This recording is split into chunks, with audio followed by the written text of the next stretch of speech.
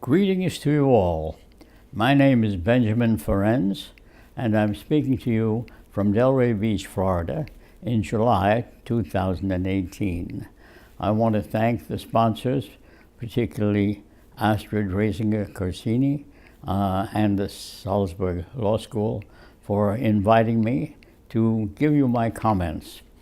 I am now in my 99th year, and I have been attending the Salzburg seminars and lectures since they began about 20 years ago.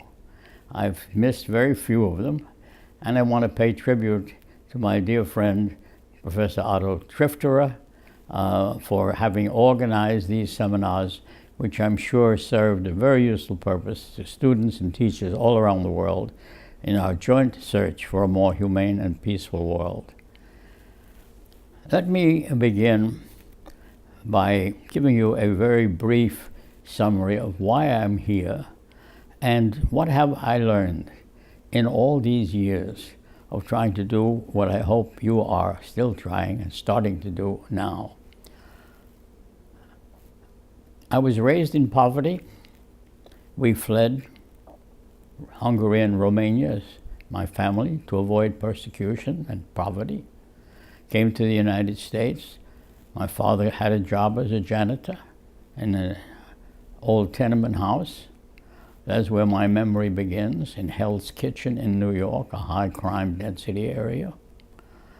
I was very fortunate in that one of my teachers thought I was an unusual child and arranged for me to go to a special high school in New York for accelerated studies that admitted me free to City College.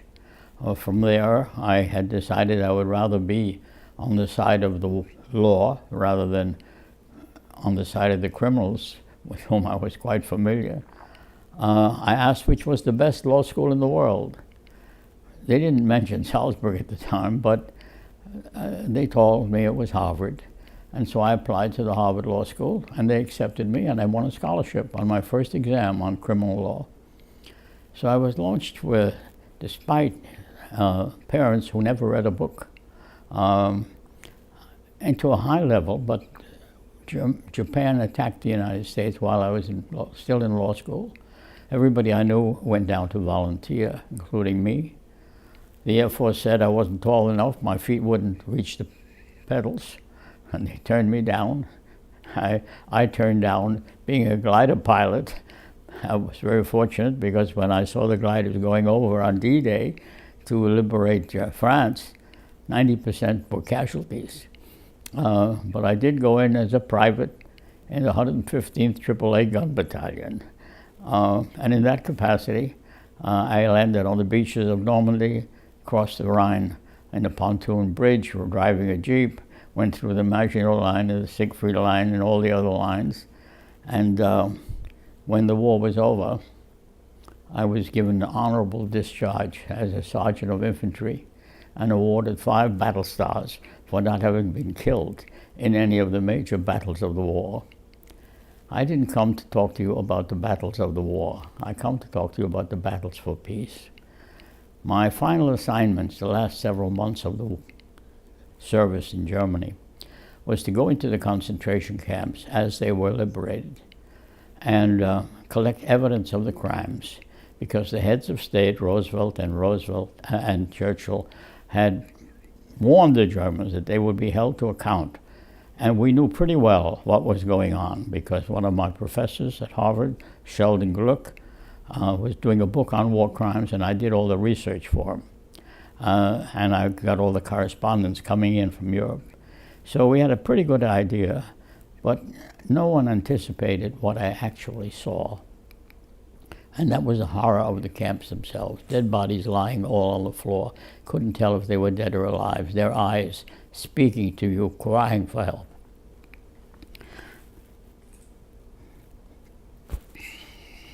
I can't avoid still being moved. Crematoria going, disease rampant everywhere. And some of the experiences were heartbreaking, some of them were encouraging. The inmate, for example, who was responsible for issuing new identity cards when the old ones expired for the SS in the camp. Instead of destroying them, he saved them. Each time he did that, he took his life in his hands. They would have killed him immediately. And when I came and took possession of the Schreibstube, the office, he said, "I've been waiting for you." And he took me to the electrified fence, and he dug up a box, and I had there the names of all the SS officers who'd been in that camp, their photograph, their date of birth, etc. Absolutely splendid evidence to be used against them. And he said, "I've been waiting for you." So he showed that even under the most dire circumstances, he had enough hope that a day of reckoning would come, and that day came. I stayed on in Germany to take the next phase. The first phase is to stop the war.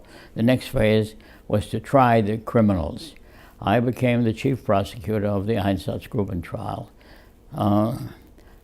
I got that job. Some of you want to know, how did you get the job? My first assignment was to collect evidence against the suspects whom we had in custody. If you have the prisoner but you don't have evidence, you have nothing, and vice versa. And we came upon the daily reports from the Eastern Front of special units called Einsatzgruppen. The name just meant action groups. It was deliberately concealed. And their assignment was to kill, without pity or remorse, every single Jewish man, woman, or child they could lay their hands on. And they did. And then they reported on it. The big mistake was, I got the reports. So with that as evidence, I persuaded General Telford Taylor, who was in charge of the subsequent proceedings following the trial by Jackson of the Goering and other major criminals. I persuaded him to put on a new trial. And since all the lawyers had already been assigned, he said, "Can you do it in addition to your other work?" And I said, "Sure." And so I became the chief prosecutor of what was the biggest murder trial in human history.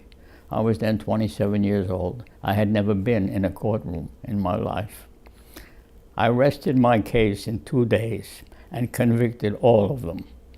13 were sentenced to death by 3 American judges, led by Michael Masmano, Superior Court of Pennsylvania. So that was the second phase of trying to do justice.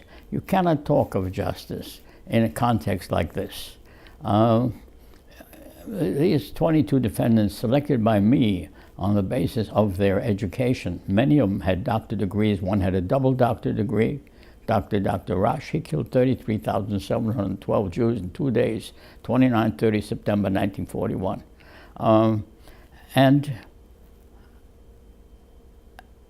I thought there were 3,000 men who were engaged in this activity every day, who were mass murderers. I learned that war itself makes mass murderers out of otherwise decent people and has nothing to do with the nationality. Germans as well as others engaged in war are committing mass murder, inevitably, by the nature of the beast itself.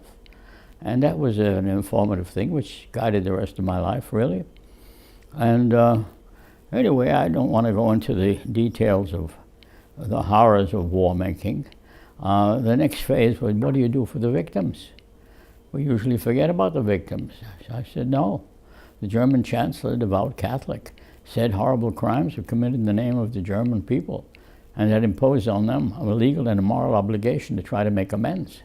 I realized at the outset that I couldn't talk of justice in a case where you had 1 million people murdered by 3,000 people who were mass murderers every day. We had a small selection as a sample, and there's no justice because they would say, look, the rest of them were the same. But what was important to me was that the court would lay down a rule of law. The victims were killed because they didn't share the race. They were Jews, or the ideology, they were communists, or the gypsies, of their executioners. And I thought it was horrible. And I wanted a rule of law laid down that these defendants would be held accountable if they failed to respect the human rights of all people, whether they're black or white or whatever their race or ideology might be. And I did get that in the judgment, and I felt that was the most important part of my legal efforts to change the rule of law. But the next step after that is to compensate survivors. What do you do for them? They had nothing but a tattoo on their arm. Their families had been killed. Their property had been gone. They were fugitive refugees living in camps and under horrible circumstances. And many of the survivors, the children whose parents had been killed, said, "Are you crazy to sit down with the Germans because the German chancellor wants to make amends? These are the murderers of my parents. Have you no shame to sit down and talk about money to try to get compensation?" And so those who opposed it set up a group we called terrorists, and they were determined to kill all of us who were engaged in these negotiations. They had some measure of success, which I don't talk about, but it taught me, be careful who you call a terrorist, because one of the leaders of the gang was a gentleman by the name of Menachem Begin, who became the Prime Minister of Israel and won the Nobel Peace Prize. So it's more complicated than just black and white. And the next step, after you deal with compensation for the victims, and that involved, I had offices in 19 different countries, wherever there were Nazi survivors, victims of the Nazis. We set up an office to help them with their claims. We had to negotiate a complicated treaty between the State of Israel, the German government, and a conference on Jewish material claims against Germany, which was the cover organization of all the leading Jewish organizations in the world. And I was the director of all of these different branches of the same thing. And that, of course, is something which still goes on. There is no Nazi victim, is not a beneficiary of those programs. When I left Germany after reaching the conclusion I didn't want my children to be raised in Germany, and I had 4 of them born in Nuremberg, to a Hungarian Jewish wife whom I met and married in New York 73 years ago, and we haven't had a quarrel yet.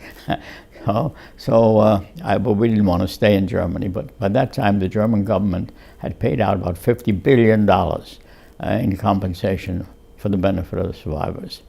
And that was, I think, my most important achievement in my life. But we go on to the next, which is even more important, and that is, how do you prevent it from happening again? And that has engrossed me completely for at least 20 years and before. And we're now 20 years since the Rome Statute, where the nations of the world finally came together. I had written a 2-volume book on defining international aggression. Professor Trifter and I met many times in connection with that, and he was also writing books on the same subject on the same line. The nations of the world came together, and I got access to the United Nations, although I had no official status whatsoever. Nobody could fire me because nobody hired me. And that's the way I liked it, because nobody could buy me either, and they knew it. I called the shots as I saw them. Incidentally, everything that I say to you is available on my website, which is my name, benforencz.org. Everything is free. You're free to copy it, plagiarize from it, sell it. I don't care what you do with it, but spread the word. Books, articles, lectures, motion pictures, DVDs, everything there is available free. So please take advantage of that. It's all yours. I'm sorry I can't be there personally. But to get back to changing the nature of the world. Well, the Nuremberg Tribunal, International Military Tribunal, held, quadripartite, that aggression is the supreme international crime. Difficulty was they didn't define aggression. And they appointed committees to do that. The committee to set up a code of crimes, and then they would set up a court. And for many years, they said, we can't deal with the court because we don't have the code. And then when they finally got a code, the code was not clear about aggression. So they finally boiled down to arguing about how do you define aggression. I sat through those arguments at the United Nations, and I heard hundreds of lawyers quibbling for days and days and years until this very day. They still have not agreed on a definition of aggression. Now, how are they going to stop me and say, aha, we did have a consensus definition reached in Kampala? And I wrote long stuff about that too. But a definition which says that you're not bound by it unless you ratify and you can get out, what kind of a definition is that? That's a definition which is acceptable only to people who don't commit the crimes. Those who do commit the crimes, they didn't want to be bound. And I'm talking first of the United States. And it's a shame. Not only is it a shame the way we allow our immigration policy to be such that little babies have to be taken out of the arms of their mother and sent into nowhere as part of the United States. And I remember the Statue of Liberty as I sailed past it when I came to America. Send me, you're homeless, you're tired, you're yearning to breathe free. Send these to me. I lift my lamp beside the golden door. The lamp light went out when we put in the immigration laws which said, only come in if we like the way you look, and we like the color, and we're sure you're not a criminal, or that, blah, blah, blah. And a disgrace to the United States, absolute disgrace. We have forgotten our humanity. And let me come back to the court, because it ties in. The United States has been a leading opponent of creating an effective international criminal court. It has varied with some administrations. They've been a little less rabid on that point than others. But fundamentally, everybody, the United States politicians, have recognized that they can only hold office by a small majority. And as a result, they cannot antagonize the conservative right wing, which believes, as many people do, that we have the power, use it. You can't trust these foreigners. We are the United States, we are the best, we are the biggest, we are the brightest and the strongest. We don't need anybody looking over our shoulder to tell us when we're committing the crime of aggression or anything of that kind. That has been the United States policy through all the administrations, because it's become a necessity in order to get anything done. Despite that, we do have a court, and despite that, they invited me to come and make the closing statement for the prosecution for their first case, a man who was convicted of grabbing children, making child soldiers out of them. And I did the closing statement for the United States. I had been the chief prosecutor at the age of 27 of the biggest murder trial. The second case I had was when we had finally had a permanent international court set up. I was 92. So for those of you who are looking for a very active career in international criminal law, bear that in mind. However, my goal was always to do the humane and the right thing to do. And I am an American patriot. All of my residual assets go to the United States Holocaust Museum. I have spent most of my life trying to persuade people that it's not cowardice to compromise, and that you cannot kill an ideology with a gun. You have to have an understanding with those who are of a different opinion of you, and you have to reach some peaceful way of settling your disputes. And this is what the law is. This is what is provision in the United Nations Charter, which has been accepted by all nations. Don't get quibbling with me. I know they don't apply to individuals, but they are conveying the feeling of the people of the world, and the people are the ones who count. It's not the fancy phrases and clever lawyers who can find a problem for every solution. And that's the condition we're in now. In order to get out of that, I have come up with a change, and I have said, look, do not insist upon aggression and then stop. Call it a better name, a more appropriate name. Call it a crime against humanity.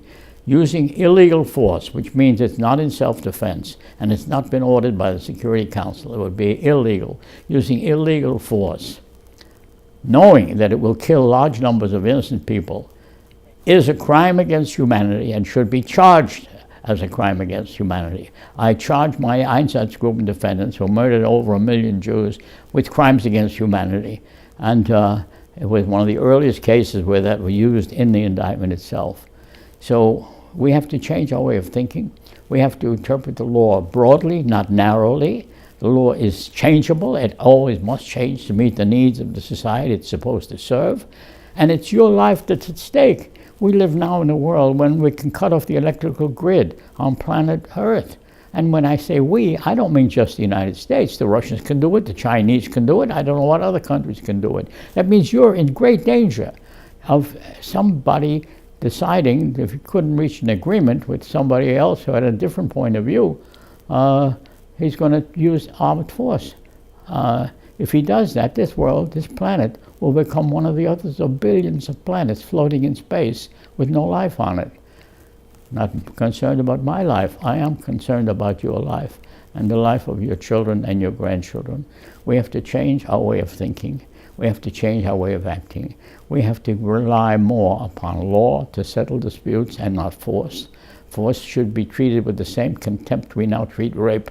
There's never been a war without rape. There never will be a war without rape.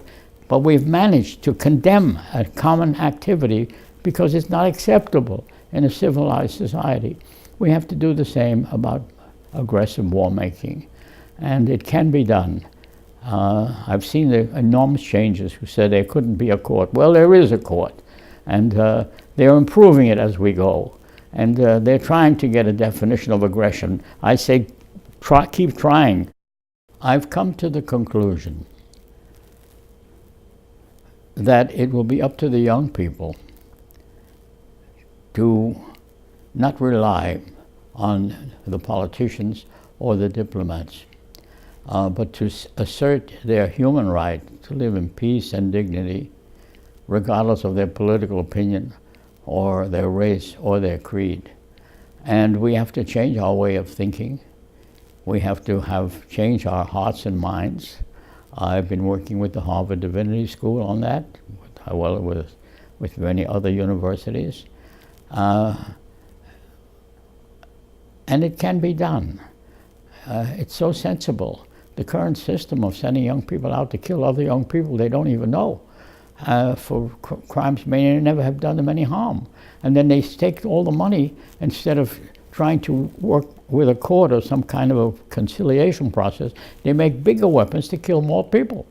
Well, we can kill enough people now from cyberspace and elsewhere. Nuclear weapons, we don't know what to do with the waste. It costs billions of dollars every year. They could pay for the students' tuition. They could pay for the caring for the aged, for the sick, for all the things we should be doing and don't do. They could let some immigrants in and set them up so that they become, as they hope to be, as my parents were, good citizens, instead of treating them all on the assumption that they're all potential criminals and drug pushers and things like that. It's unkind, it's unfair, and it's incorrect.